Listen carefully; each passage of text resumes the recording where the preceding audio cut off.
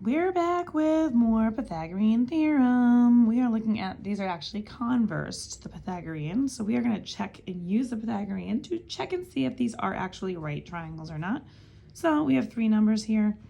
When we are looking at trying to figure out if it is a right triangle or not, we do need to put these in correct order.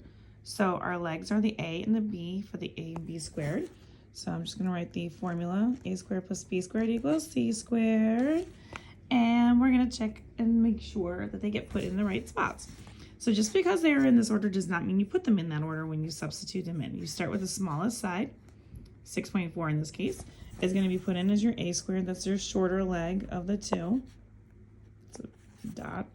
And then we're going to do plus our B squared, which is our second largest side, which in this case is going to be my 12.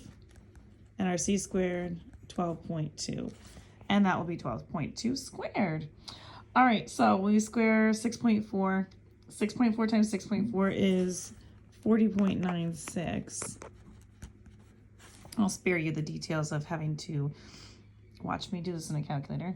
12 times 12, hopefully you know that on your head, which is 144.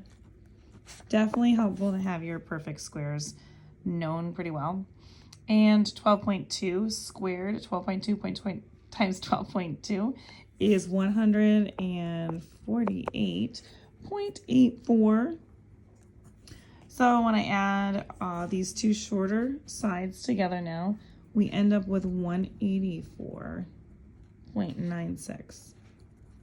And clearly that's not equal to 148.84. So this is not a right triangle. So we've got not a right triangle. Now let's take a look at this next one over here. We've got this is 2.1, this is 7.2, and 7.5. So these are actually in the right order, so that's good.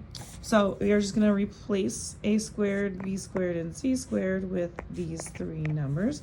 So 2.1 squared plus 7.2 squared equals 7.5 squared. And 2.1 times 2.1 is 4.41. We'll add that to 7.2 times 7.2, 51.84.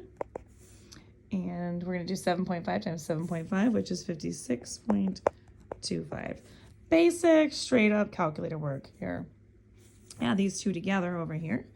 And we're going to get 56.25, which is also what we have over here.